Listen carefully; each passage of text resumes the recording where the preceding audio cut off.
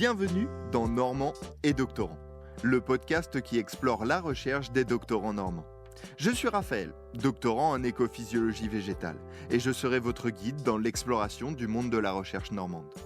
Dans ce voyage, j'aurai la chance d'être accompagné par Chloé et Mathilde, toutes deux doctorantes en géographie physique. Alors, si vous vous êtes déjà demandé ce qu'est une thèse, à quoi cela peut bien servir, et si vous avez toujours eu envie de découvrir les coulisses de la recherche, vous êtes au bon endroit. Dans chaque épisode, nous vous emmènerons rencontrer des doctorants qui, chacun dans leur domaine, repoussent les frontières de la connaissance. De l'histoire à la biologie marine, en passant par le sport ou la physique nucléaire, tout y passera. Bien évidemment, ici tout ne tournera pas autour de formules mathématiques, d'atomes ou de textes de loi. Nos jeunes chercheuses et chercheurs viendront raconter leurs histoires personnelles et les défis qu'ils ont rencontrés dans leur quête de savoir. Si vous êtes curieux de découvrir ce qui se cache derrière les lourdes portes des laboratoires de recherche, abonnez-vous dès maintenant à Normand et Doctorant. Salut tout le monde, ça va ? Ouais, ça va. Comment ça va, Raphaël ? Ça va très bien. Aujourd'hui, nous allons explorer la discipline fascinante de la géoarchéologie. Alors, pour tous ceux qui, comme moi, ne connaissaient pas du tout cette discipline, je suis allé vous chercher une petite définition. Et j'ai trouvé. La géoarchéologie, ou géologie du quaternaire, est une approche multidisciplinaire apparue dans les années 60. En d'autres termes, c'est une discipline qui combine la géologie et l'archéologie pour mieux comprendre les paysages anciens et les interactions entre les sociétés humaines et leurs environnements à travers le temps. Bon, moi, ça m'a pas trop aidé.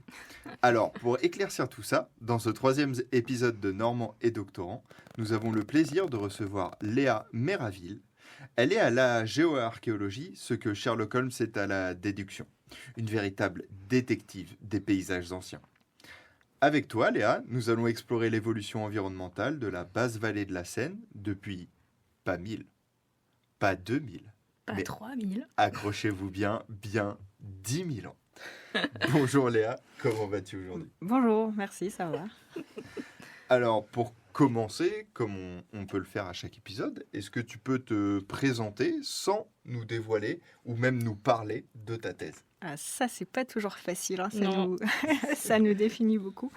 Je suis Léa Méraville, j'ai 27 ans. Moi, j'aime bien manger.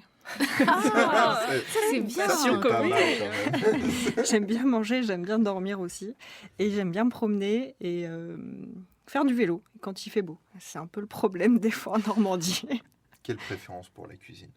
Ah, tout, j'adore tout. Par contre, le salé, pas le sucré. Ah, Oh, dommage. ouais. Le fromage. le fromage.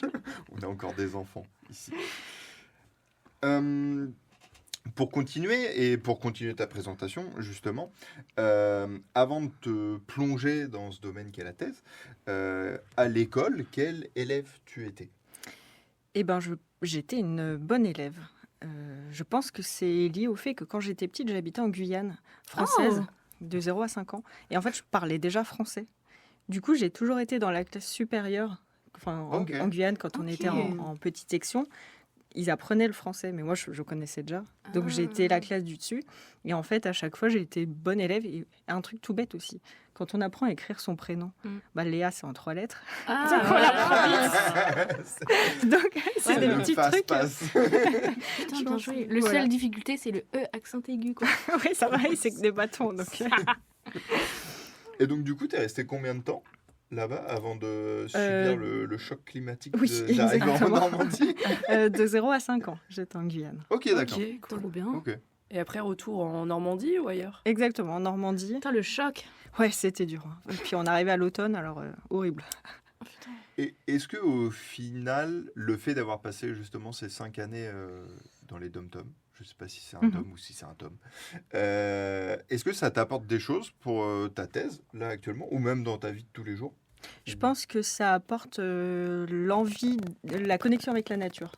Ok. Chose que tu peux aussi retrouver en Normandie, enfin, je pense. En tout Oui, cas. aussi.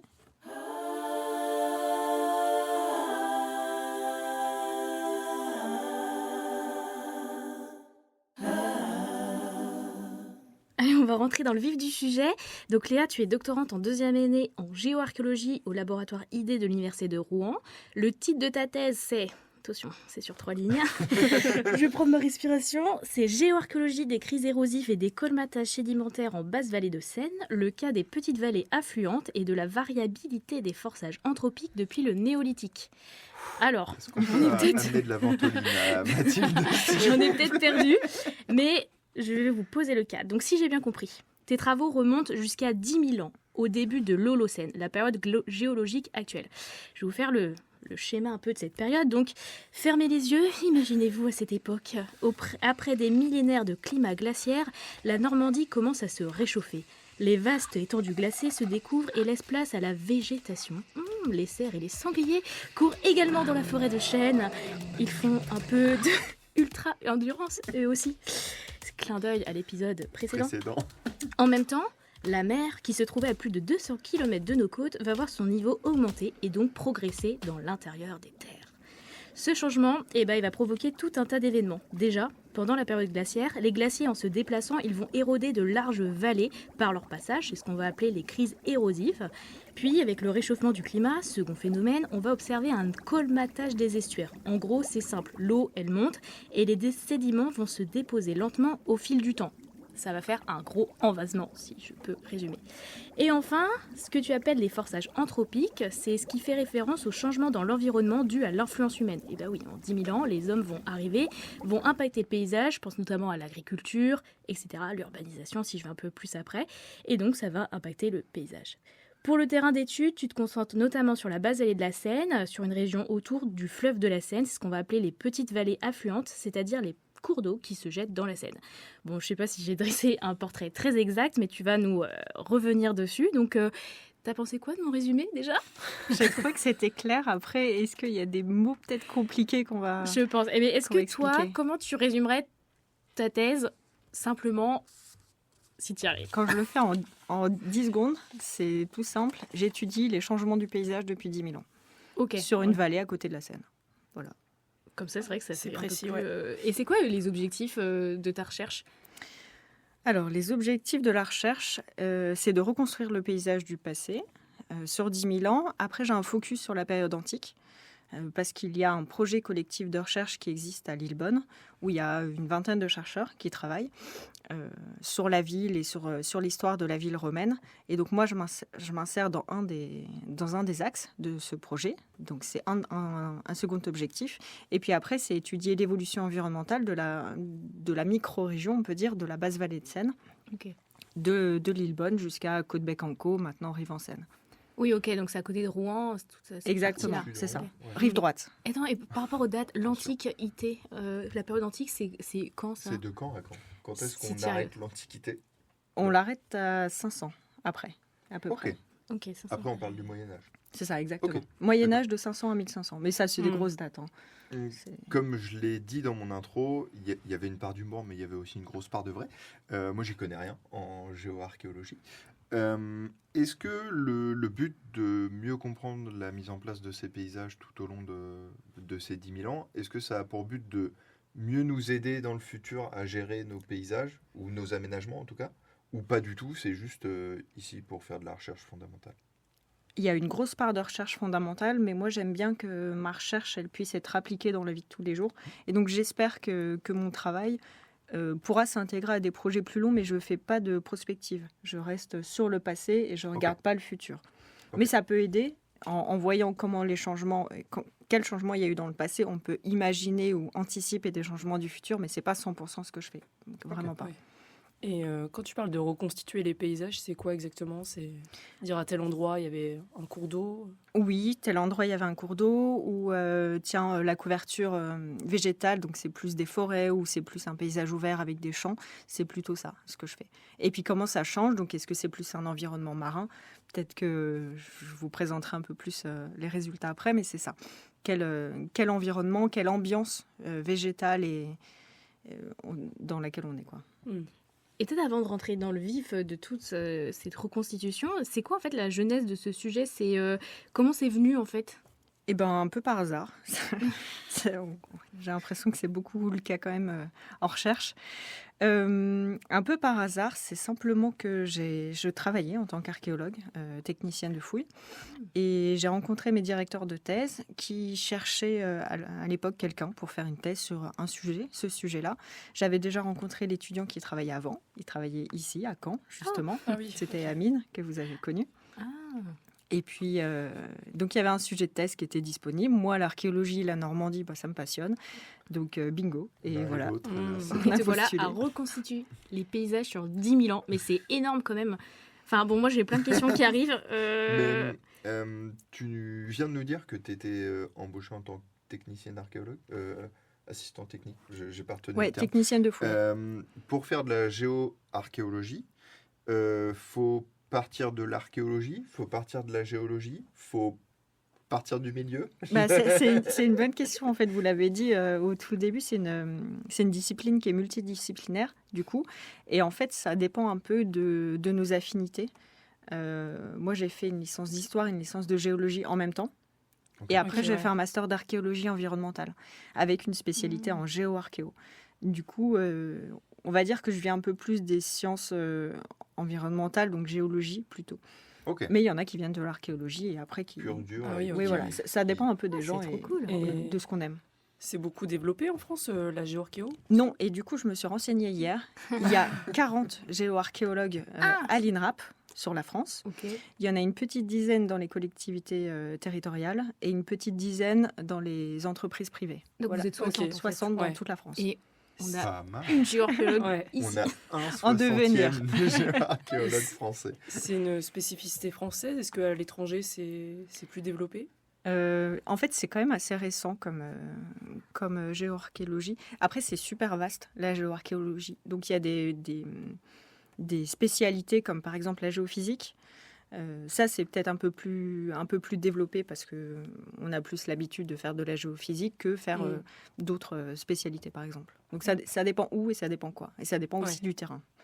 Ouais, donc, Et tu distingues ça comment de la géographie Enfin, de la géographie et de l'archéologie pure. Enfin, tu spatialises quoi. La géoarchéologie et l'archéologie pure, les deux ensemble? C'est quoi la différence entre la géoarchéologie avec la géographie classique ou l'archéologie classique? Ah. Eh ben, moi, je découvre la géographie.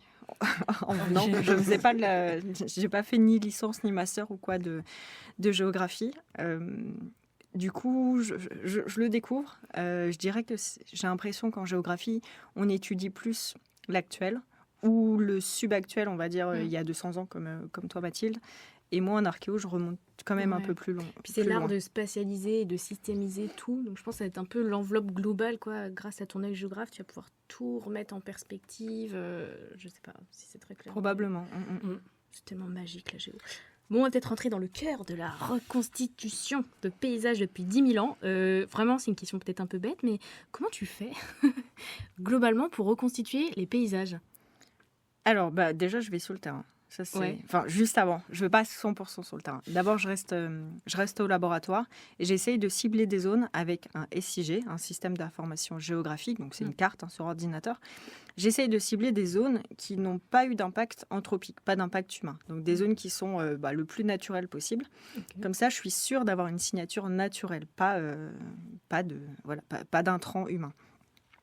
Une fois que j'ai ces zones-là, je demande des autorisations auprès de l'État, aux services régionaux d'archéologie, ouais, c'est obligatoire. Ensuite, une fois que l'autorisation est donnée avec l'accord des propriétaires, je vais sur le terrain et là, je fais la meilleure partie, les carottages. Ah, et ça, c'est tout un monde. Ça, c'est génial. En fait, un carottage, c'est un marteau-piqueur. Ok. Enfin, un carottier, c'est un marteau-piqueur auquel, au bout, on n'enfonce pas un pic pour percer la terre, mais on enfonce une gouge. Donc, c'est juste un tube en métal ou un tube en plastique qui s'enfonce dans la terre.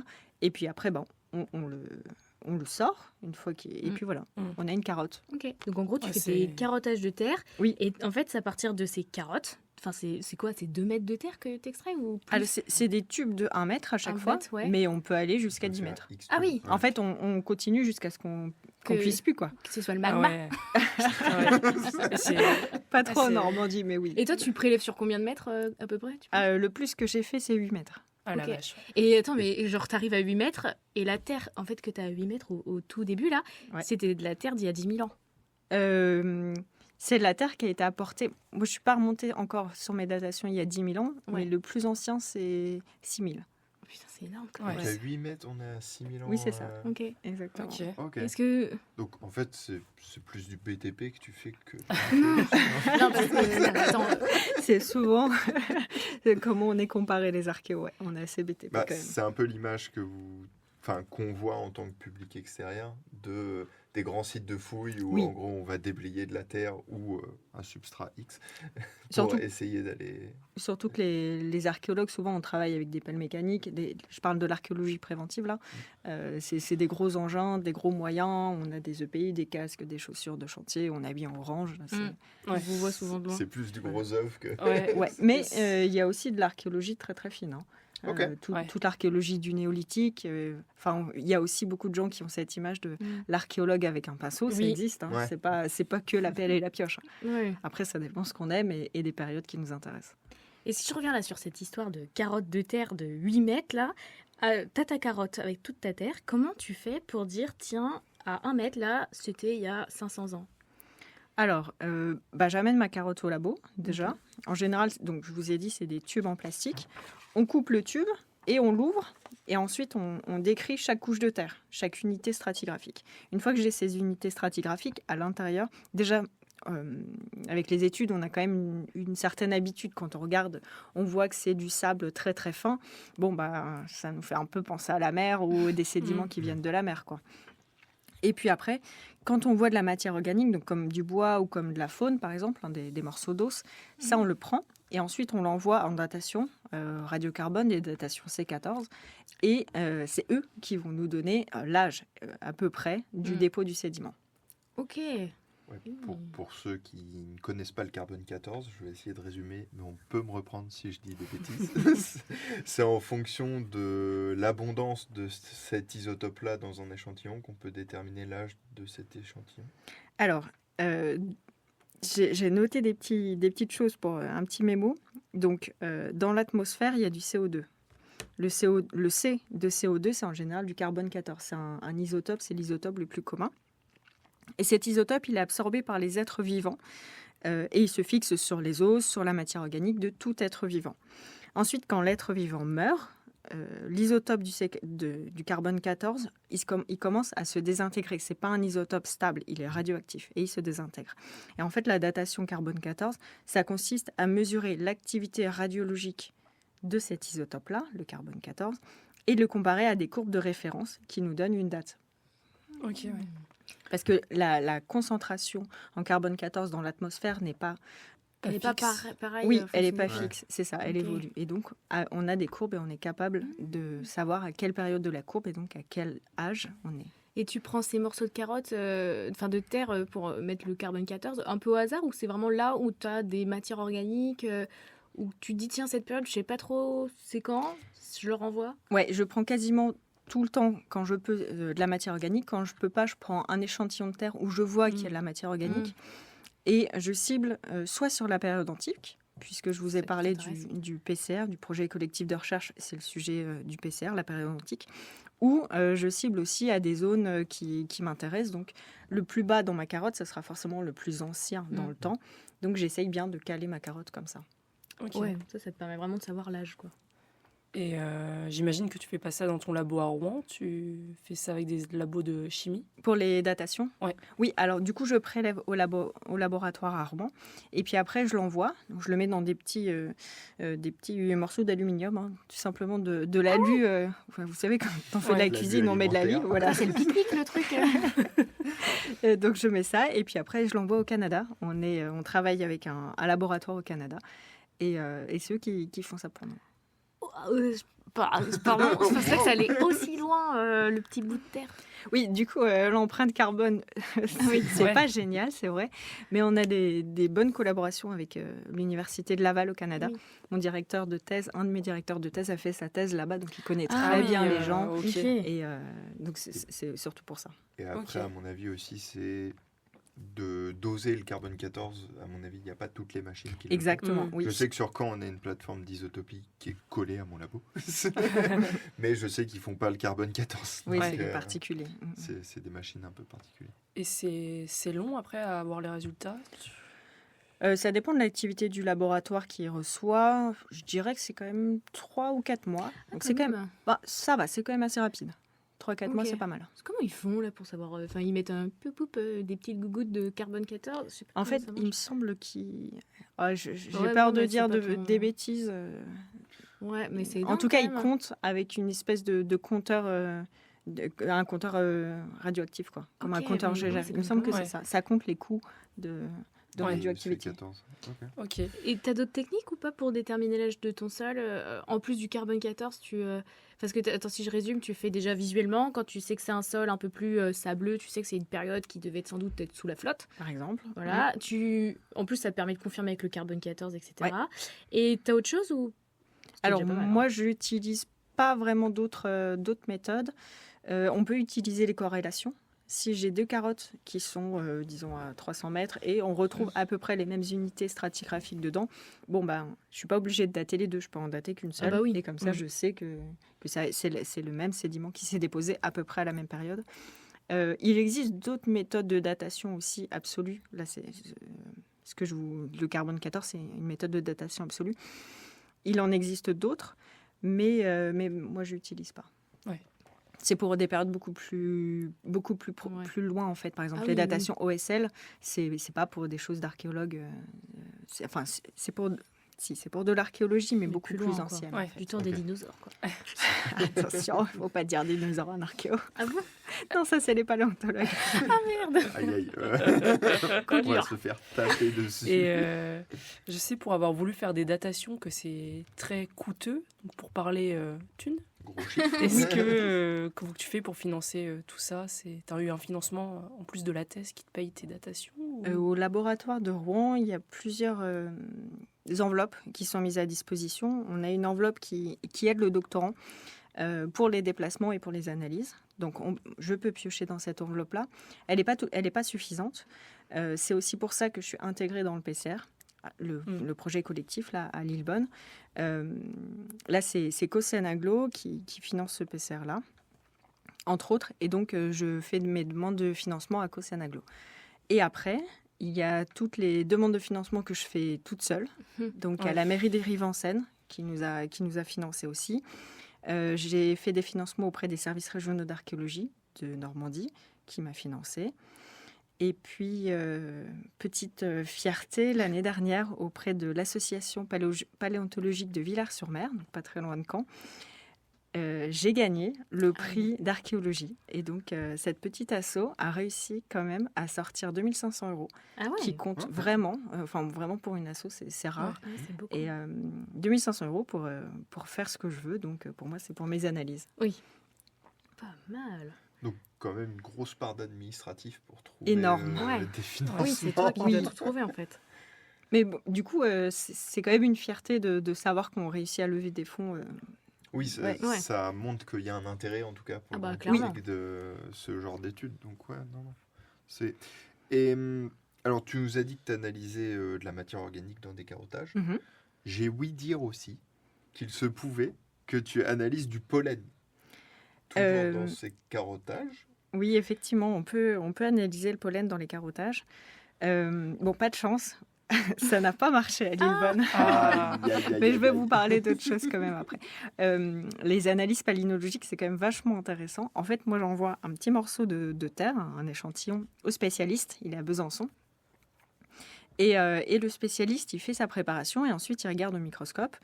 Et il est capable, en regardant la forme du grain de pollen, de savoir quelle espèce d'arbre Ah ouais. ou de plante c'est. Je trouve ça C'est- incroyable. ouais, c'est dingue. Et ils sont vraiment super forts. Et du coup, avec ça, il les compte. Il compte plus de 500. Hein. Vraiment, c'est des chiffres incroyables. Il compte tout ça. Et il est capable de faire des courbes, du coup, puisque je lui ai envoyé plusieurs échantillons. Mm.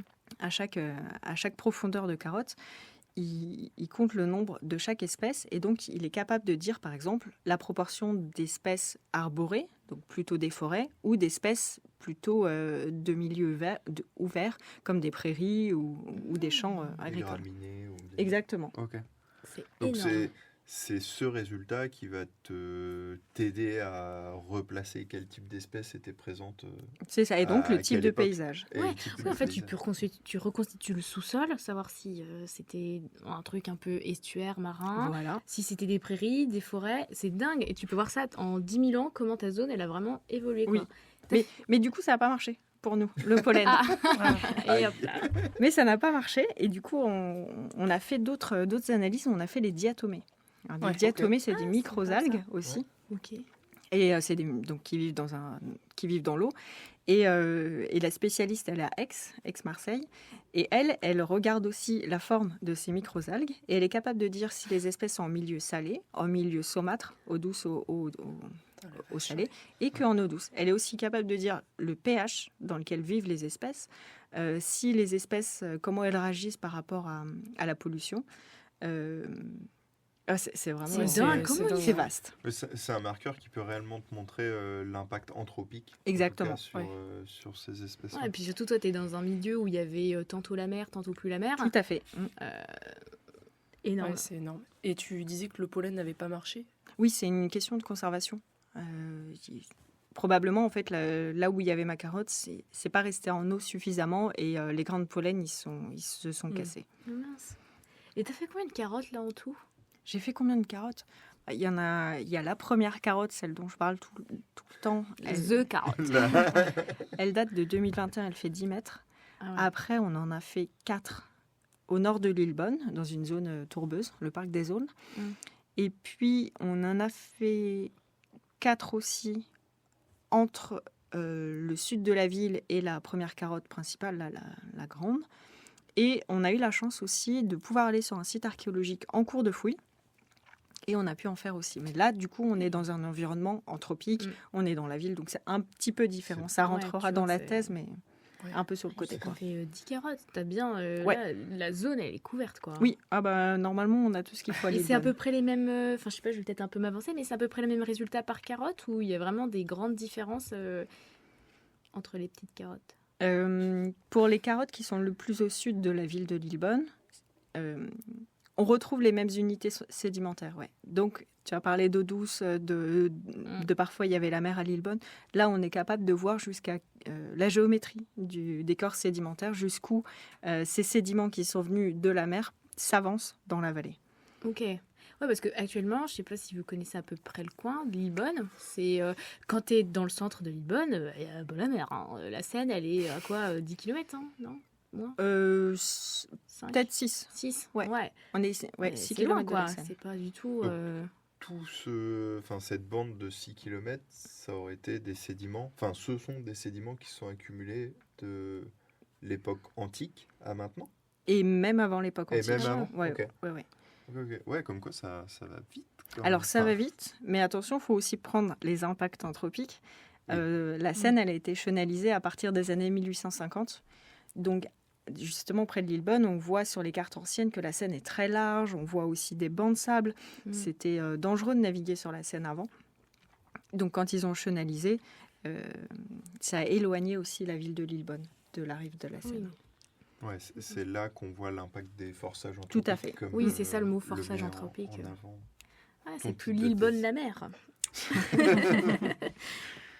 Bah ouais, moi c'était un peu ma question. En fait, c'est comme là tu es en fin de deuxième année, comment si tu pouvais décrire en grande ligne l'évolution paysagère de ta zone d'étude, comment tu nous la décrirais en 10 000 ans? Qu'est-ce qui s'est passé? Si c'est possible de décrire comme ça? Oui, tout à fait. Ah. Alors, donc, c'est une seule carotte pour le moment. Donc, à prendre encore avec... Et elle est où cette carotte Elle est au sud de la ville. Ok. Elle est face au manoir du Catillon. Donc, c'est le siège oui. de Cossène-Aglo. Donc, pile Ok. poil, on est devant Cossène. Donc pour les auditeurs, représentez-vous, vous êtes devant une bâtisse en pierre et nous allons remonter dans le temps. Fermez les yeux. Et donc là, c'est la mer. C'est Ok. la mer. Tu l'as dit, Mathilde, on passe d'un environnement glaciaire au réchauffement holocène. Et la mer, qui était à 200 km des côtes actuelles, revient en force d'abord. Et puis, elle diminue. Sa vitesse de remontée commence à diminuer. Et elle vient ennoyer toute la vallée de la Seine, mais elle vient aussi ennoyer les petites vallées affluentes autour de la Seine, donc en particulier à Lillebonne. Donc on est dans un environnement marin et c'est assez stable. Pour vous représenter un peu le genre de paysage, c'est si vous allez vous promener en bord de Seine actuellement, parfois vous avez des zones où il y a de la vase. Et ben voilà, c'est juste ce genre d'environnement qu'on a à Lillebonne. C'est tous les jours recouvert par la marée, 2 fois par jour, et il n'y a rien qui pousse. C'est que de la vase, quelque chose un sable très fin, très bien trié et assez gris.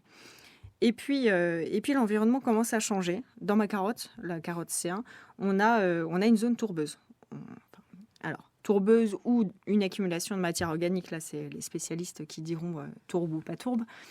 En tout cas, c'est de la matière organique. Donc en fait, ça veut dire qu'on a un environnement qui se calme et qui permet soit la pousse des plantes, soit le dépôt de ces plantes, qui restent sur place et qui meurent et qui s'accumulent.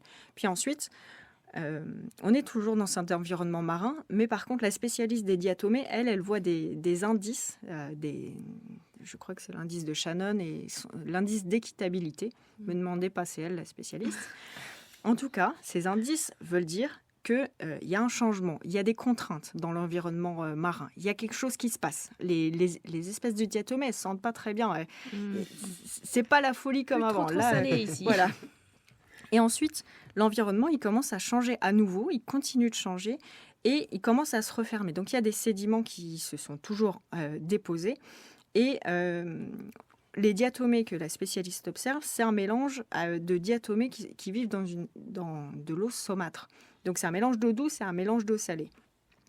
Donc, l'eau douce commence à arriver de plus en plus, l'eau salée est moins présente, donc elle se retire. Vous voyez, ça veut dire que la rive de la Seine, elle se retire plus loin. Elle ne vient pas aussi loin. Je parle juste de l'eau salée. L'eau salée ne pénètre plus aussi loin dans la vallée de Lillebonne, elle commence à se reculer. Ça veut dire que la vallée de Lillebonne s'envase. Et ensuite, on voit de plus en plus d'espèces de diatomées, et aussi dans les sédiments, la texture de mes sédiments me permet de dire qu'on est dans un environnement 100% d'eau douce. Donc à aucun moment, à chaque marée haute, la marée haute peut ennoyer la vallée, mais ce n'est pas de la marée haute salée. C'est un peu la différence. C'est comme à Rouen. Ça pousse de l'eau douce, en fait. Voilà, ça pousse de l'eau douce. Donc on a juste la rivière qui vient. Donc on passe d'un environnement marin à un environnement d'eau douce comme aujourd'hui. Et puis ensuite, il y a eu des digues, etc. Donc il n'y a plus de... Ah, c'est dingue. Je me suis crue dans un documentaire. C'était trop bien. Je l'imaginais là. Et ces résultats, ils confirment tes hypothèses que tu avais pu exprimer au début de ta thèse. Enfin, il n'y a pas eu de surprise. Effectivement, c'est l'évolution naturelle d'un estuaire, en fait. Ça se colmate et ça passe d'un environnement marin à un environnement d'eau douce. C'est assez classique. En fait, la question, c'est aussi à quelle vitesse ça se passe. Et puis, qu'est-ce qui accentue la vitesse d'érosion, la vitesse de colmatage, donc de l'érosion sur les plateaux, de l'érosion qui peut être anthropique ou pas. Mais cette histoire-là d'eau qui était salée, qui redevient non pas sucrée, mais douce, ça a impacté la vie des hommes parce que, non, je sais pas, je pose la question, est-ce que si, je sais pas, il y avait des gens qui habitaient là avant avant, il y a 10 000 ans. C'est un peu compliqué de dire. Ouais, moi je suis pas assez spécialiste pour vous dire ça. Simplement, ce que je me rappelle bien, c'est que la ville de Lillebonne, elle a été fondée sous Auguste, donc entre moins 27 et 14 de notre ère. Donc il devait y avoir quand même quelques personnes avant. Mais sur mes carottes, déjà à l'époque de la fondation de la ville, on est déjà en eau douce. Donc le changement eau douce, eau salée... Oui, ils l'ont pas vu, quoi. Peut-être pas bien ou... avant. Oui, voilà, c'est bien avant. Ouais. Oui, ils n'ont pas vu l'arrivée de la mer. Non, pas à une échelle. Moi, j'ai du mal à me dire, mais c'est une échelle longue quand même, parce que c'est pas d'un coup qu'il y a une vague. Waouh, il y a la mer. Il y a l'iceberg qui est arrivé. C'est ça. Moi, j'avais une question. Tu fais aussi... on te voit parfois passer dans notre labo faire de la granulo ou même des pertes au feu. Qu'est-ce que ça apporte en plus par rapport à déjà tes datations, etc. Et bien du coup, ça me permet de caractériser mon sédiment. Et par exemple, la granulométrie, l'étude de la taille des grains de mon sédiment, c'est simplement, représentez-vous, on a un gros galet, comme en Haute-Normandie, ou on a du sable, comme en Basse-Normandie. Il ne faut pas le même type de courant pour déplacer le gros galet que le sable. Et donc, c'est le même genre de travail. En étudiant la taille de mes grains, je suis capable de dire s'il y a un gros courant dans ma rivière ou par la mer ou la Seine qui vient ou pas. Donc, on a des informations sur l'environnement, sur si c'est calme, donc s'il y a des argiles qui se déposent ou si c'est plus agité et on a du sable qui se dépose. Ok. Une petite question là, toujours sur tes reconstitutions. Il y a une histoire de port à Lillebonne, j'ai cru lire ça. Et une partie de ta thèse, ça consiste un peu à déterminer s'il y avait potentiellement ou pas un port dans ta zone d'étude. Et selon toi, au stade où tu en es, est-ce que il y a une petite probabilité qu'il y en ait un ou c'est difficile de dire? En fait, la question du port, donc elle se raccroche aussi au PCR, donc au projet collectif à Lillebonne. En fait, il y a plusieurs... à partir de 250 de notre ère, la ville de Lillebonne, Giulio Bona, elle commence à décliner, ou en tout cas, les archéologues voient d'importants changements dans la capitale des Calettes. Et la question pour nous, c'est de travailler sur l'environnement et de voir si on voit ces importants changements. Il y a d'anciens écrits qui indiquent que le déclin de la ville de Lillebonne, de Giulio Bona, serait lié à l'envasement du port. Donc nous, on essaye de voir, dans ma thèse, si on voit un changement, donc un envasement, qui daterait à partir de 250, qui serait un envasement du port, qui pourrait ensuite justifier du déclin de la cité. Moi, pour le moment, ce que je vois, attention, c'est qu'aujourd'hui, il faut continuer la recherche. Je vous ai dit, à l'époque romaine, on est en eau douce. Et on est toujours en eau douce. Donc, je peux simplement dire que l'environnement général reste en eau douce. Je ne vois pas de changement. Est-ce qu'ensuite, il y a un port ou pas à Lillebonne ? Là, c'est une question un peu plus compliquée pour moi. Et puis, en fait, surtout, ça dépend de ce qu'on appelle port. Ouais. Qu'est-ce qu'un port ? Est-ce que c'est juste un quai où avec il y a une 3 barque. bateaux? Voilà. Oui, Ou est-ce que c'est c'est peut-être ça. des grands morceaux de calcaire, un vrai quai en calcaire ou en matériaux périssables ? C'est pas pareil. Et puis, il y a aussi la configuration de la vallée. Il y a un chercheur qui a travaillé sur le port médiéval de Lillebonne ou dans la vallée. Et lui, il voit plusieurs appointements.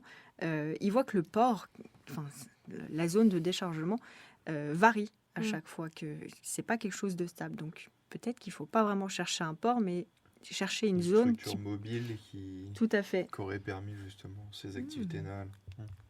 Et en plus, on parlait de la Lillebona. Giulio Bona. Giulio Bona. Parce que j'ai vu, je connais un petit peu Lillebonne. Enfin, j'y étais vendredi en fait. Il y a un musée. Oui. Et je me demandais, toutes tes recherches, ça doit vachement intéresser le musée de la ville. Est-ce qu'ils font appel à toi, par exemple, pour que tu exposes tes résultats sous forme, je sais pas, de posters ou... Ouais. Oui, en fait, on est vraiment bien soutenu par la ville de Lillebonne et par Cosen Aglo. Le PCR Giulio Bona, la capitale des Calettes, fait partie d'un grand projet plus vaste sur 30 ans. Donc c'est quand même à noter, c'est un projet très ambitieux de Cosen Aglo et des communes qui participent, pour valoriser le patrimoine archéologique de la ville. Et donc oui, il m'appelle. Il y a quelque temps, j'ai pu faire une conférence avec d'autres chercheurs du PCR pour le public. Donc c'était génial, il y avait une trentaine de personnes. Donc on a vu ma présentation, on avait aussi des présentations de spécialistes du verre, une dame qui parlait d'un dauphin en verre, magnifique. Et d'autres collègues qui travaillent sur des statuettes, par exemple, ou sur les enceintes de la ville. Ouais. Et c'était génial. Donc oui. Sur ce genre d'intervention, est-ce que ça touche vraiment tout public ? Enfin, est-ce que tu vois des jeunes, entre guillemets, s'intéresser à ce genre de thématique ? Ou est-ce que c'est quelque chose plus pour... Quand on parle d'archéologie, de toute façon, tout le monde est passionné. C'est une espèce de fantasme un peu de « Ah, j'ai toujours voulu faire ça quand j'étais petit. » C'est vrai. Hein. Non, mais oui, je pense qu'on a tous eu une phase un peu comme ça. Je pense que c'est un grand challenge dans le métier d'archéologue ou même de géoarchéologue de réussir à transmettre la passion. Je pense qu'on a tous la passion de notre métier. En fait, ça dépend comment on le décrit, mais en utilisant des mots simples, à chaque fois, les enfants réussiront aussi à être passionnés. Se mettre dedans et à fait. comprendre. Même sur des... Enfin, moi, de mon point de vue perso, quand j'étais plus petit, c'était plus les dinosaures ou les grandes guerres romaines qui ont pu m'intéresser. Et même sur ce genre de thématiques qui peuvent être un peu plus à l'écart, entre guillemets, des sujets phares, vous arrivez à capter des publics plus jeunes. Oui, je pense, aucun doute. Et puis, de toute façon, si c'est pas moi qui le fais, comme la question d'avant, là, vous disiez, le musée de Lillebonne, Oui. ils sont tout à fait capables de présenter ma recherche, et c'est ce qu'ils font, soit les miennes ou soit les autres du PCR. Dès qu'on a des nouveaux résultats, eux les intègrent dans leur discours et C'est bien ça. dans la scénographie aussi. Gros soutien. Et ça se passe comment la collaboration avec les historiens, les géologues et les autres spécialistes? Ils te voient un peu comme un peu le multi-outil, vu que t'es un peu quand même au croisement de toutes ces disciplines. Du coup, ça se passe bien Oui. En fait, c'est génial de pouvoir travailler avec des personnes de toutes les disciplines. Je dirais le travail, c'est d'essayer. Moi, j'envoie mes échantillons un peu à tout le monde. Parfois, je fais quelques analyses comme la granulo ou la perte au feu. Il faut que j'arrive à comprendre les résultats de chaque spécialiste et de les faire marcher ensemble. Donc, j'ai le spécialiste des diatomées qui me dit ça, qui me dit tel ou tel résultat, et puis j'ai les spécialistes des datations qui me donnent mes dates. Il faut que j'arrive à les imbriquer et sortir des nouvelles données de ça. C'est passionnant. Et avec les géologues aussi, j'ai beaucoup de rapports du BRGM, par exemple, le Bureau d'études géologiques et minières. Donc, eux, ils travaillent plus sur les périodes anciennes, sur des roches, etc. Mais les informations géologiques me permettent aussi de déterminer plein d'autres informations. Par exemple, dans mon bassin versant, j'ai du sable. J'ai 2 poches de sable qui sont identifiées sur la carte géologique. Et moi, je suis allée prélever du sable là-bas avec les propriétaires. C'était génial. Et l'idée, c'est, dans ma carotte, est-ce que je retrouve la même signature de sable que celui qui est que la poche de sable qui est en haut de mon bassin versant. Et alors? Bon, il faut le faire. Mais j'ai prélevé. Je suis qu'en 2e année. Oui, c'est vrai. Et le fait d'être un nœud entre toutes ces disciplines, comment tu le gères, toi, au niveau de ta thèse, puisque tu n'as peut-être pas forcément eu toutes les formations adéquates en amont pour gérer cette situation? Est-ce que, du coup, ça induit beaucoup plus de travail? Ou est-ce qu'au final, c'est un truc qui vient assez naturellement et que les gens t'expliquent plutôt bien Moi, j'adore travailler en équipe. Donc, à chaque fois, ça se passe vachement bien. Chaque spécialiste est capable de vulgariser son résultat quand on fait des réunions. Après, bien sûr, j'ai le vrai résultat à l'écrit. Donc, c'est du travail parce qu'il faut comprendre ce qu'ils disent, mais c'est hyper enrichissant parce que du coup, on comprend chaque spécialiste. Et moi, j'adore. Et pour rester sur la géoarchéo, comment tu vois cette discipline évoluer dans le futur? Je pense notamment avec l'avancée technologique. Je sais que j'ai cru comprendre que tu avais récemment essayé d'utiliser du LIDAR. Oui. Je pense que la géoarchéologie, c'est le futur. Ouais. Tout simplement. Par exemple, le LIDAR, tu as raison. Avec le LIDAR, on peut modéliser très finement la surface du sol. Et alors, j'ai eu la chance de travailler avec une toute jeune entreprise qui s'appelle Eliadrone. C'est l'instant pub. Eliadrone, donc une jeune entreprise qui est venue sur mon terrain. Ils ont mis à disposition leur drone LIDAR et on a cartographié très finement. C'est à une résolution de moins de 5 cm. Toutes les aspérités du sol. Et j'espérais voir, s'il y en avait, des chenaux, des bras morts de la rivière qui auraient bougé au fur et à mesure du temps dans ma vallée. Bon, ça n'a pas marché, mais voilà, par exemple, le LIDAR, c'est la géoarchéologie du futur. On a aussi la géophysique. On peut faire des transects électriques qui modélisent les interfaces entre chaque unité stratigraphique, entre chaque unité sédimentaire. Donc, si on fait une carotte à un endroit et qu'on poursuit cette carotte avec le profil électrique, on n'a pas besoin de carotter partout. Comme on connaît dans ma carotte chaque unité, on peut la reporter sur le profil électrique. Et voilà, on a tout le. Si j'ai bien compris, le profil électrique, ça donne une réponse en termes de sel. Non, attends, c'est pas ça. Non, c'est ça te la classe résistance. Tu mets des électrodes dans le sol, en courant électrique, et tu as la résistance. Qui est l'opposé de la conductivité. En soi, si tu as pour moi, un peu un indice sur le sel quand même. Alors moi, c'est moins ma spécialité. Je cherche simplement les contrastes entre chaque unité. Je sais que moi, j'en fais pour ma thèse et ça te permet quand même de voir la conductivité, donc le sel. Et pour revenir au LIDAR, petite question, curiosité, mais tu n'avais pas de dalle IGN dans le coin? Si, il y en a, si, parce que du coup, il y a la basse vallée de Seine qui a été entièrement modélisée avec un lidar. C'est le GIPS Naval qui a fait ça. Donc, il y a eu une première étude en 2011 que j'avais, et là, ils viennent de sortir l'étude de 2022. Donc, pareil, c'est aussi hyper précis.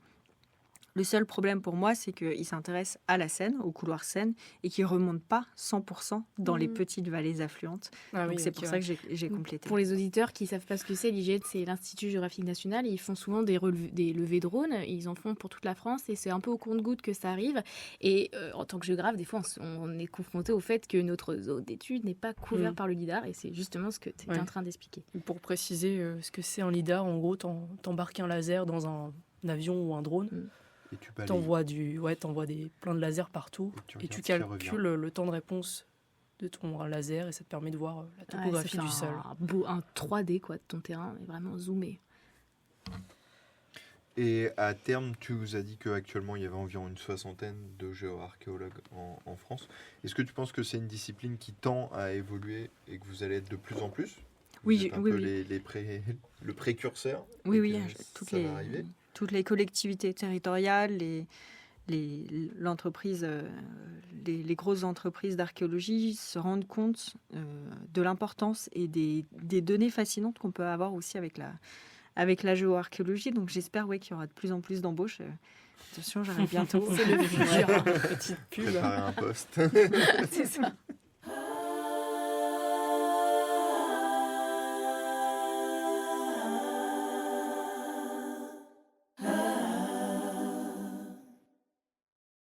Donc maintenant, on comprend un peu mieux ton sujet de thèse et la géoarchéologie, je pense, dans sa globalité. Mais au final, pour toi, en tant que thésarde, on va avoir quelques questions. Et notamment la première, qui est peut-être la plus bateau et celle qu'on t'a sûrement la plus posée.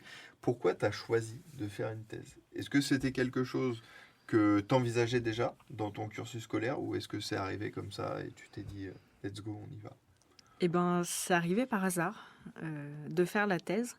Je n'étais pas vraiment pour faire une thèse. Et si je faisais une thèse, pour moi, il fallait que ce soit une thèse financée. En archéologie, il y a beaucoup de thésards qui ne sont pas financés. Et je trouve ça très, très honorable de leur part. Ils ont vraiment beaucoup de courage de travailler sans être payés pour ça, quand même. Mais moi, je ne pouvais pas financièrement. Voilà, je viens d'un petit milieu social.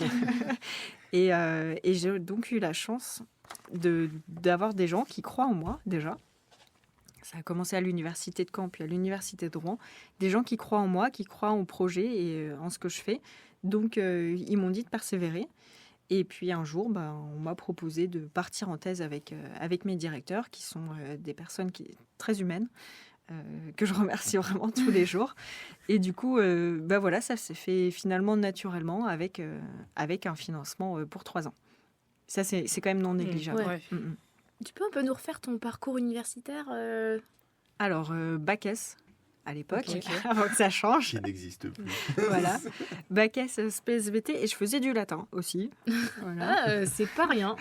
Ça peut t'aider. Après, j'ai rencontré une association qui s'appelle Article 1 aussi, Instant Pub, association Article 1 qui travaille pour l'égalité des chances. Donc c'est pour ça que je vous parlais de petit milieu social.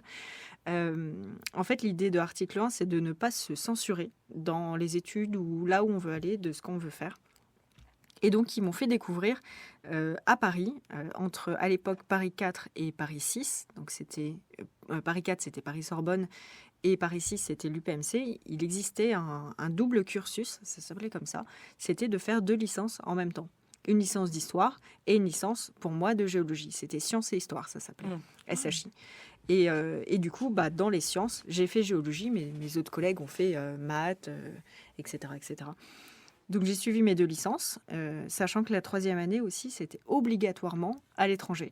Ah. On n'avait pas le choix, il fallait partir. Donc, j'ai eu la chance de partir en Angleterre.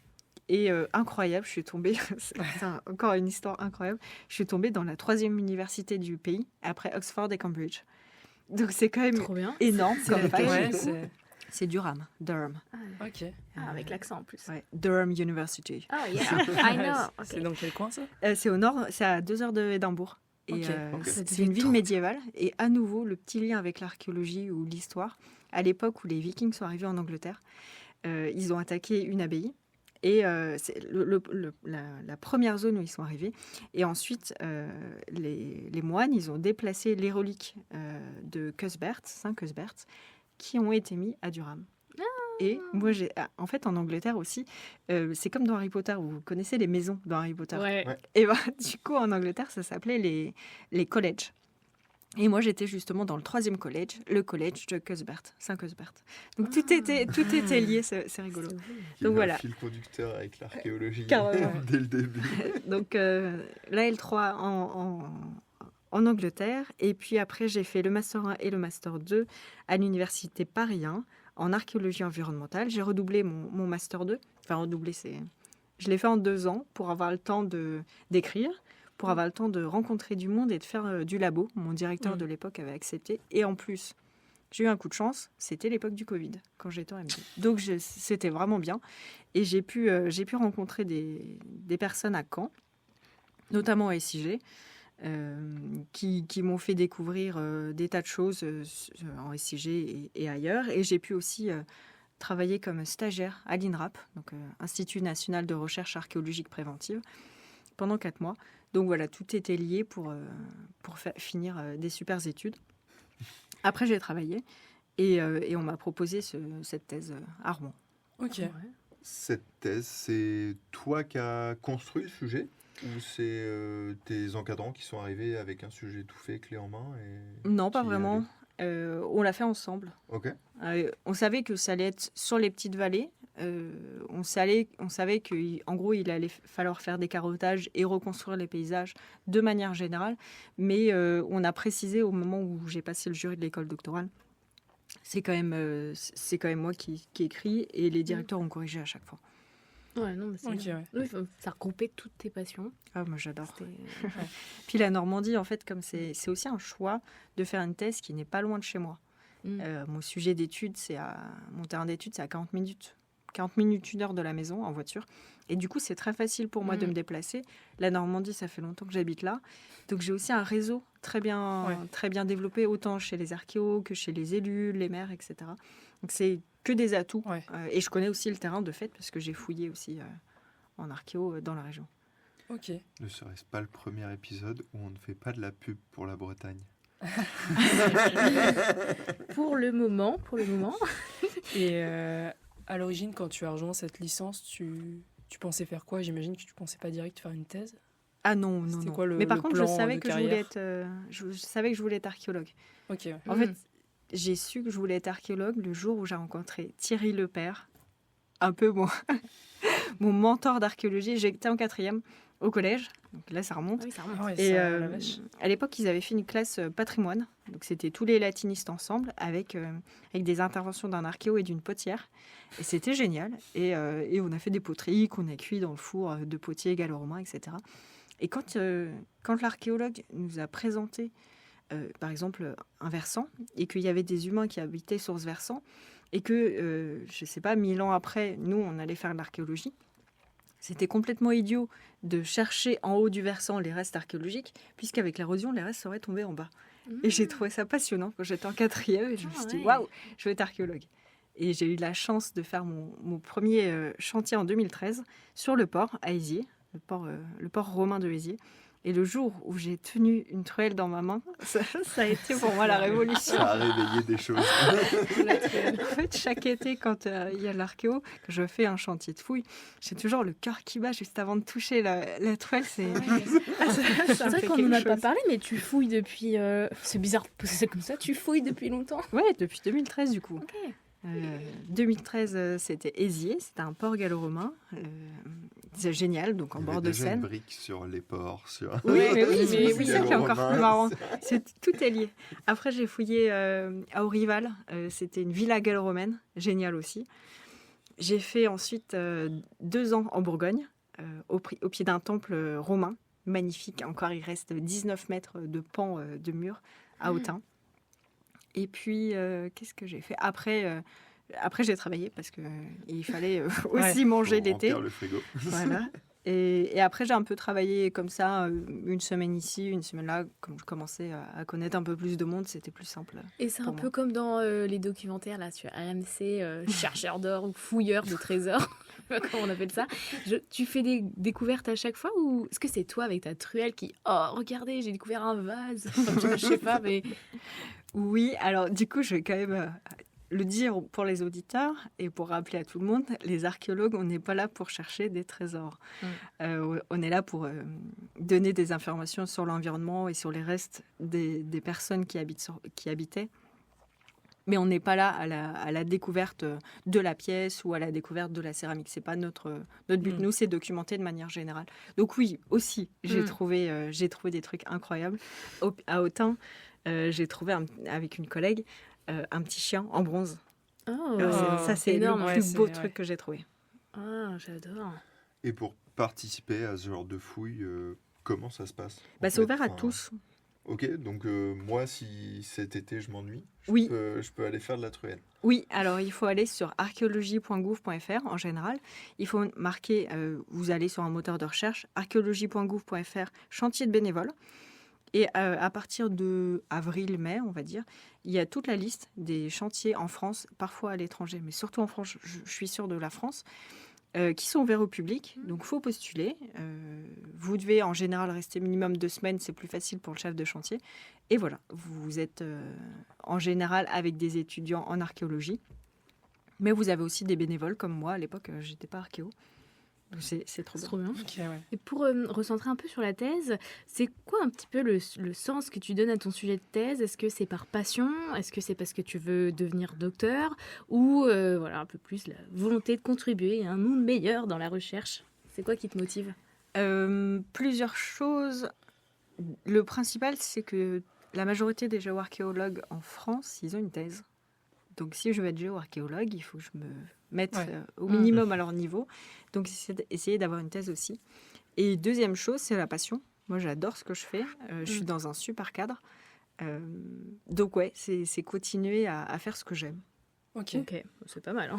Et le futur, tu le vois comment? Tu veux devenir maître de conf? Retourner Moi, je veux faire du terrain. Ouais. Je veux juste fouiller, les gars. Je veux de la pelle mécanique.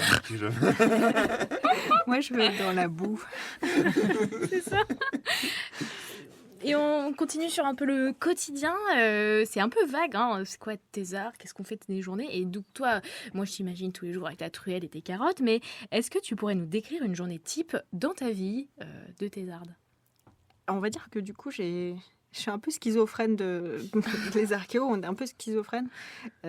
J'ai la vie classique où j'arrive au bureau, je m'assois à mon PC et je fais du PC toute la journée. Donc, c'est pas toujours très, très stimulant parce qu'on bouge pas. Mais par contre, on produit des résultats, on analyse, on écrit des articles, on met en forme. Donc, il y a plein de choses à faire. Et après, donc ça, c'est le plus classique, on va dire, c'est 90% de mon temps de thésarde. Et à côté, j'ai la thésarde de terrain.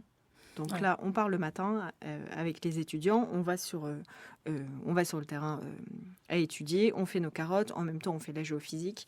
Et voilà, c'est très très différent. Il y a d'un côté, j'utilise donc un ordinateur, un clavier, voilà, et plein de logiciels.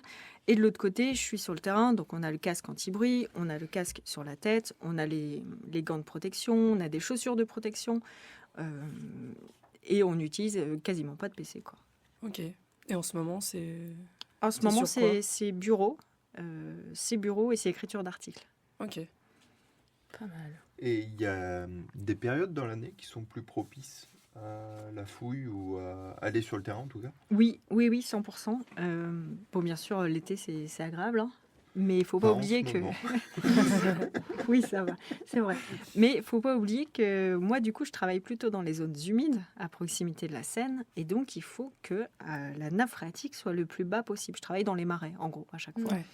Et donc là, je vais bientôt aller carotter à côté, à Rive-en-Seine, donc Côte-Bec-en-Caux et Saint-Vendry. Ben, il faut que le marais il soit sec, parce que sinon, je peux pas y aller. Ah ouais, donc là, t'es obligé d'attendre. Ouais, donc j'espère que ça va s'assécher un peu, parce que sinon, bah, pas de carottes, quoi. Pas de carottes, pas de Pas datation. de carottes. Et tu donnes des cours sinon? Non, je donne pas de cours. Par contre, j'ai une collègue qui m'avait proposé de faire une espèce de petite introduction, mini cours de laboratoire. Donc, j'avais des étudiants et ils m'ont aidé à prélever, à broyer des échantillons, à les mettre à l'étuve. mais je donne pas de cours de SIG ou quoi. Ouais, c'est un choix. C'est un choix, ouais. Parce que je compte pas continuer dans la recherche académique. Et aussi parce que il y a, on va dire, un petit syndrome d'imposteur. Comme j'ai pas fait de géographie, c'est bizarre de donner des cours à des géographes alors que j'ai pas suivi ces cours-là. Je pense qu'on a un peu tous ce syndrome de l'imposteur. Oui. Tu maîtrises les outils, tu peux les enseigner. Ouais. Et puis même, c'est en préparant les cours qu'on apprend. Ouais, moi, je suis pas géographe non plus et je donne cours au géo et ça passe. Ils sont pas encore On venus. voit que du Super. feu, ouais, là. Et ça, La c'est une question, fraude. parce qu'on parle beaucoup de terrain, mais je suppose que t'es pas toute seule. Non, j'ai des super. Déjà, j'ai mes super directeurs qui viennent. J'ai mon collègue ingénieur qui est tout le temps là aussi. Et ensuite, j'ai les étudiants. Donc, en général, je pars sur une semaine. Et j'ai eu mes étudiants là pour. J'en avais 4. Et ils sont là pour aider. Et des bénévoles aussi. C'est cool ça. Ouais, c'est top. J'avais des géographes et j'avais des historiens archéologues. Donc, c'est top de pouvoir mixer les deux. Ah oui, non, il y a du moyen. Il n'y a pas tant que ça, justement. Il n'y a pas beaucoup de moyens. Mais, par exemple, on peut réduire les coûts. Et ça, c'est ma grande fierté quand même. En fait, moi, j'aime bien qu'on cuisine tous ensemble et qu'on fasse à manger pour tout le monde. Et bien, finalement, sur une semaine, le prix de repas, ça m'est arrivé à 2,80 par Et ça personne. crée du lien au sein de l'équipe. Tout encore à fait. plus. Enfin, C'est un peu une grande colo. ouais, c'est un Ouais, peu ça. j'adore. Moi, j'ai été dans le milieu associatif pendant un moment et c'est un peu ce même genre d'état d'esprit qu'on essaye d'aborder.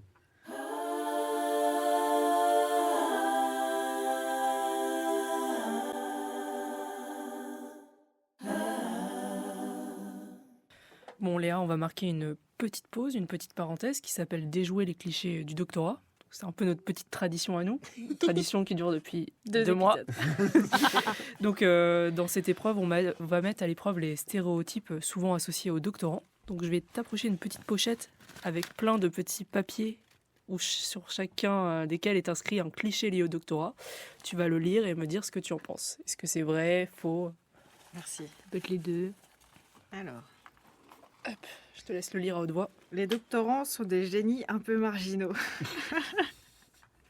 Non, je pense pas. Alors déjà, je pense pas qu'on soit des génies.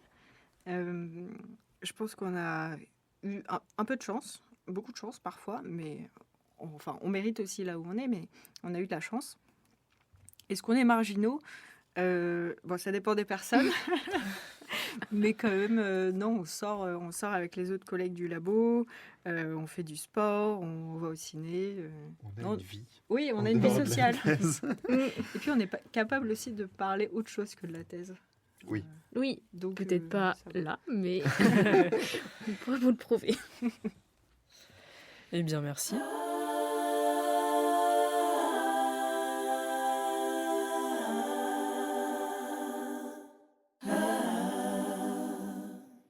On continue un peu dans le monde de la thèse et j'ai vu sur ton CV que tu as aussi d'autres casquettes que doctorant. Tu fais notamment partie des représentants des doctorants de l'école doctorale HSRT. Donc, pour résumer, c'est alors histoire, société, risque, territoire. Et en fait, dans les doctorants, pour ceux qui sont vraiment néophytes, on est rattaché à des écoles doctorales. Donc, c'est des écoles un peu de nos thématiques qui rassemblent tous les doctorants. Et toi, Léa, tu es notre représentante. Et est-ce que tu peux nous dire, ça consiste en quoi un peu ta casquette? Ça dépend ce qu'on veut y mettre, en fait. Ouais. Ça dépend de la motivation qu'on a. Nous, avec les autres collègues, donc l'école doctorale HSRT, on est sur 3 sites, sur Rouen, Caen et Le Havre. Et du coup, comme on s'entendait bien et puis qu'on voulait valoriser le doctorat et qu'il y a plein de choses à faire, on a principalement cette année fait une journée d'études, une journée de l'école doctorale. Donc l'idée, c'était que chacun a une espèce de mini-colloque, quoi, que chaque laboratoire de l'école doctorale vienne, et chaque doctorant de chaque laboratoire vienne présenter son sujet d'étude, soit en 3 minutes pour les premières années, donc c'était le challenge de cette année, ou soit en 15 minutes pour les autres. Et l'idée, c'était de faire parler toutes les disciplines, parce que c'est une école doctorale qui est multidisciplinaire, et de montrer autour du thème qui était demain qu'on est tous capables de parler du monde de demain à partir de notre thèse, même si on est en psycho ou en STAPS ou en géographie. Et on y était, et moi je peux te dire que le buffet Il envoyait du pâté. Il a retenu que ça. Et c'est des événements qui sont uniquement faits pour les doctorants ou c'est aussi ouvert au public ou... On avait ouvert pour les masters aussi. Ok. On a assez peu eu de master, mais c'est ouvert. Et c'est ouvert aussi aux directeurs de thèse, enfin tous les gens qui sont intéressés. Ça, c'est une des casquettes d'être représentant des doctorants. Et il y a aussi l'autre casquette qui est d'aider un maximum les doctorants de l'école doctorale. Donc si on sait en ce moment, s'il y a des soucis sur par exemple le CSI, le comité de suivi individuel, nous on est là pour aider le doctorant à ce que ça se passe le mieux possible. On est à l'interface en fait entre le doctorant et le directeur de l'école doctorale ou les directeurs adjoints pour faciliter les choses et défendre nos droits. C'est pas aussi brutal parce que vraiment il y a une bonne entente avec tout le monde, mais de nous prendre en compte quoi. Ouais, On t'es va dire. garante un peu. Oui, c'est ça. Ouais. Être garante. Et c'est quoi qui t'a donné envie d'être élu? Alors, j'avais rencontré le représentant précédent, qui est quelqu'un en STAPS, Charles, qui est hyper motivé de tout. Et il donne la motivation pour continuer à travailler avec lui. Et puis, il y a aussi le fait que quand on rentre dans ce genre d'instance, on commence à connaître un peu les ficelles de ce qui se passe derrière, quoi. Malinx. Qu'on Faire voit un peu pas. de politique. Un petit peu, et puis savoir comment ça marche. Et surtout, quand on cherche une information, savoir directement à qui on doit la demander. Ça, j'aime bien. Pas perdre 3 heures. Tiens, est-ce que c'est la secrétaire là, ou c'est le monsieur ici, ou c'est... Hop, là, on sait. Et ouais. Moi, je sais de sources sûres, parce que, en fait, tu l'as pas dit, mais on a à côté de nous, enfin Léa, qui est quand même une star LinkedIn. Et c'est un truc que je voulais vraiment parler, c'était à fond sur LinkedIn. Est-ce que tu conseillerais aux autres doctorants d'utiliser cet outil parce que c'est pas, on n'a pas tout le temps le réflexe de poster dessus, alors que je pense que toi, ça t'aide de fou. Est-ce que tu peux nous dire si diffuser sur LinkedIn tes travaux, ça t'apporte des retours, etc. Enfin, c'est quoi ton analyse de cet outil? Alors, c'est un réseau social, donc déjà, c'est pas la vraie vie. Oui. Donc, moi, je poste en général que les trucs cool. Je suis allée sur le terrain aujourd'hui, c'était génial. Et regardez, on a bien travaillé. Je note pas quand ça marche pas. J'ai ou quand embordé il le pleut. camion, regarde. Ce genre de choses, on le note pas. Mais par contre, ouais, ça donne vraiment beaucoup de réseaux, une visibilité à notre travail. Je dirais un des points négatifs d'être doctorant ou même d'être chercheur, c'est que des fois, souvent, les gens nous voient comme des chercheurs dans notre tour d'ivoire, qu'on est un peu déconnecté de la société, qu'on voit ça de haut, peut-être même parfois avec un regard un peu méprisant. Et en fait, ce que je fais sur LinkedIn, c'est de montrer simplement qu'on est là, qu'on est des gens normaux et que on travaille pour eux, en fait. Je dirais le slogan de l'INRAP, l'Institut national de recherche archéologique préventive, un des slogans, c'est « Nous fouillons, c'est votre histoire ». Mais c'est exactement ça, en fait. Vrai, ouais. Mon travail, c'est pour les gens, c'est pas que pour moi. Donc, quand je vais sur le terrain à Lillebonne, je fais toujours un petit post. Ah, aujourd'hui, j'étais à Lillebonne et j'ai fait ça. Et si vous voulez plus d'infos, n'hésitez pas à en parler. Il y a des gens qui te font des petits messages c'est précis. Souvent en dessous dans les commentaires. Ouais, ça marche bien. Ils aiment bien. Et en fait, c'est aussi plus facile après pour si jamais je dois présenter en conférence, il y a des gens les gens de Cosenaglo, du service communication ou du service musée, qui commencent à me connaître et qui savent où m'appeler ou de quoi je parle en général. Au final, ça t'a ouvert des opportunités de médiatiser entre grosses guillemets comme ça ton travail. Tout à fait. C'est un bon outil. J'utilise aussi quand j'écris un truc et tout, je le diffuse là-dedans. D'ailleurs, vous pouvez retrouver bientôt le podcast sur LinkedIn. Mais je trouve que ça permet de nous exposer, quoi. Ouais, mais c'est pas un outil qu'on nous présente et qu'on nous montre. Enfin, moi, perso, on m'a jamais montré comment communiquer sur ce genre de plateforme. Et je sais que je suis pas bon du tout pour ce genre de choses, mais je comprends en tout cas l'intérêt et ce que ça peut ouvrir. C'est un grand intérêt. Et moi, j'avais une question tout autre. Tu as parlé de chercheurs qui sont vus comme étant un peu isolés dans leur tour d'ivoire, etc. Je me demandais comment, lorsque tu es partie en thèse, tu as été un peu perçue par ta famille, ton entourage. Est-ce que... En fait, ça s'est super bien passé. J'ai pas eu... les transclasses, c'est ça. Ouais. Je fais partie de ces gens, les transclasses. Donc, un petit niveau social et finalement, on monte beaucoup plus haut. Mais c'est pas un problème parce qu'il faut rester simple. Et moi, j'oublie pas d'où je viens. J'habite dans un HLM, en fait. Donc, j'oublie pas, quoi. Enfin, le soir, quand je rentre à la maison, je vois les voisins, je vois le bruit dans la cité. Bon, ben voilà, hein, j'oublie pas. Mais il faut pas... En fait, en plus, comme j'ai un métier qui est... c'est un métier double. À la fois, je vous ai dit, au bureau, mais à la fois, je suis sur le terrain très proche du BTP. Et donc, c'est très facile pour moi. J'ai une de mes super copines, elle est vachère. Et ben en fait, on parle des vaches, quoi. Et puis j'adore aller l'aider à traire le lait. C'est un métier manuel et c'est très facile pour moi de faire le lien entre les deux. J'ai pas de souci. Et si on en revient un peu plus sur la thèse, si tu n'avais justement pas réussi ou eu l'opportunité de faire une thèse, est-ce que tu te serais dirigé justement vers des travaux un peu plus manuels comme ce que tu énonçais ou pas du tout? Et a priori, je serais restée technicienne de fouille. Ok. Donc, Ok, tous les Donc, quand matins. même dans oui, l'archéo oui. et Oui. toujours tête dedans et Ouais, c'est ça. on lâche pas le truc. Et si tu avais des conseils à donner à un jeune ou un peu moins jeune qui voudrait se lancer dans la géoarchéologie ou dans l'archéologie? Alors, c'est de faire du terrain. Moi, c'est ce qu'on m'avait dit avant, de faire du terrain. Donc, d'aller sur les chantiers bénévoles, chercher ça, et de se présenter, et d'y aller au culot aussi. Hein. C'est beaucoup de culot, hein, l'archéologie. J'ai l'impression que la recherche, dans son Oui. global, c'est pas mal de culot. Donc, il faut y aller, discuter avec des gens, dire qu'on est intéressé, se rendre disponible. Ça, c'est parfois le petit souci. Le plus complexe, ouais, peut-être pour les plus jeunes en tout cas. Exactement. Mais bouger, quoi. Que les parents n'hésitent pas à s'ils voient que leur enfant est passionné, à pousser pour... carrément.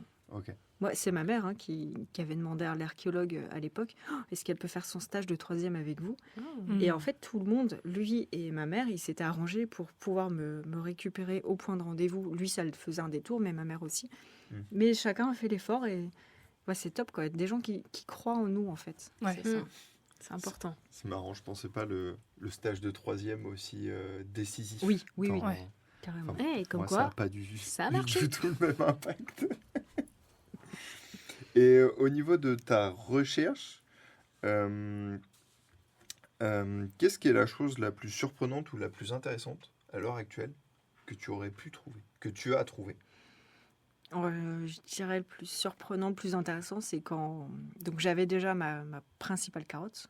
Et c'est quand j'ai ouvert les autres et que j'ai vu que c'était le même sédiment qui allait plus loin. Et j'étais, oui, c'était pas de la merde. J'étais tellement contente. Et le sédiment, comme c'est du sable, il a un petit crissement. Et donc j'ai appelé mon directeur, j'ai dit, viens voir. Et il était là et moi je lui faisais le petit bruit du sédiment comme ça près de l'oreille. Oh, la scène. Je lui ai dit, regarde, c'est le même, il a la même couleur, il a le même bruit. Et voilà, c'était cool. Un beau moment.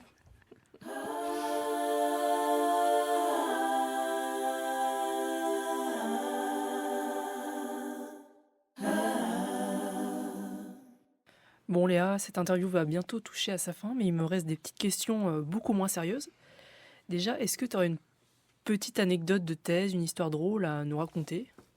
Peut-être qu'on peut parler du dernier terrain que mes directeurs ont organisé dans le cadre de leur cours. On était à Côte-Bec-en-Caux. Et puis, les étudiants, donc, ils avaient appris à carotter, c'était génial, ils étaient super contents. Mais ensuite, il faut laver le matériel. Donc ça, c'est toujours un peu moins drôle. Mais ces deux étudiants-là, ils étaient hyper passionnés. Oui, on va dans la rivière. En fait, on est un peu des chiens fous. Hein. On va dans l'eau et voilà. Et donc, cet étudiant, il est allé dans l'eau. Il a voulu laver mieux le carottier, sauf qu'il est tombé dans l'eau et ça fait un gros splaf. Et on l'a tous regardé. Et il était mouillé jusqu'à la moitié du torse. Mais vraiment, il est tombé dans la rivière en entier. Donc, un côté, c'était marrant. Et un côté, on a eu peur parce qu'il y avait un peu de courant. Et est-ce qu'il savait nager ou quoi? Ah bah ouais. Et c'était marrant parce que juste avant, je savais que j'allais aller carotter. Et j'avais dit au groupe d'étudiants, je prends le plus sale. Celui qui est le plus sale, je l'emmène avec moi sur le terrain. Et du coup, lui, il s'est jeté dans l'eau. Ok, viens avec moi. T'as gagné ta place, c'est bon. Et une petite dernière question pour les thésards qui nous écoutent et qui aimeraient bien se sortir la tête du PC et de leur thèse. Est-ce que tu aurais des recommandations culturelles, un livre, un film, une musique ou même un restaurant? Un restaurant? Ah oui. On va parler bouffe. Oui. Le sujet commun. Alors, l'année prochaine, là maintenant c'est passé, l'année prochaine, il y a la balade gourmande Gambade, balade dans l'estuaire. Alors ça, c'est un super principe, c'est une association. Et ils font des balades gourmandes dans l'estuaire de la Seine, donc plutôt en Haute-Normandie. Et l'idée, c'est on marche 15 km, on part du point de départ, on marche à peu près 3-4 km, on arrive à l'apéritif. Et l'apéritif, toute la nourriture et les boissons, c'est fait par des chefs qui sont étoilés parfois, dans des super points de vue. Là, le dernier, c'était autour de Saint-Jean-Bruneval, incroyable. On est passé dans les valleuses, on est passé près de la mer, on était dans les champs. Et donc, on marche. L'apéritif incroyable, on boit un petit coup, on continue de marcher, il y a l'entrée, on continue de marcher, il y a le plat. Et à chaque spot, c'est hyper bonne ambiance. Il y a aussi des gens qui font de la musique. Okay. Des musiciens qui chantent et voilà. Et nous, on est là et c'est trop bien. Et on continue de marcher, on découvre des super paysages, on mange trop bien. Et le soir, c'est guinguette au pied du château. Enfin, vraiment. Ça part en guinguette. Voilà. C'est trop bien. Ouais. Et c'est quand ça dans l'année? C'est au mois de juin, Okay. souvent autour du dernier week-end de juin. C'est un peu cher, c'est vrai, mais c'est fait par des chefs. Donc ça vaut le coup. Ça vaut et le coup. puis, incroyable, les panoramas qu'on a, c'est super bien. Et il faut faire attention, parce que cette année, ils étaient complets, et c'est 2000 personnes. Hein. Ah Ouais, ça va assez vite. Ouais. Regardez sur Internet, Gambade. Ok, J'adore, merci. merci. Bien, l'interview touche à sa fin. Ouais, Je merci. pense qu'on va devoir se Merci quitter. beaucoup. Merci à vous pour l'invitation, c'était cool. C'était trop intéressant. J'espère que ça vous a tous plu. En tout cas, nous, on s'est régalés. Régalé. On est prêt à aller gambader. Eh bien, à bientôt. L'épisode touche maintenant à sa fin. Nous remercions bien sûr notre invité du jour d'avoir pris la peine d'être venu nous conter ces diverses histoires. Merci à vous de nous avoir écoutés. N'hésitez pas à vous abonner, à laisser une note sur ce podcast. N'hésitez pas non plus à nous envoyer vos propositions de questions pour l'épisode prochain à l'aide du mail présent dans la description. Nous en profitons pour remercier l'Université de Caen et le CEMU de nous avoir aidés à l'enregistrement de ce podcast. Et en attendant, on se dit à bientôt.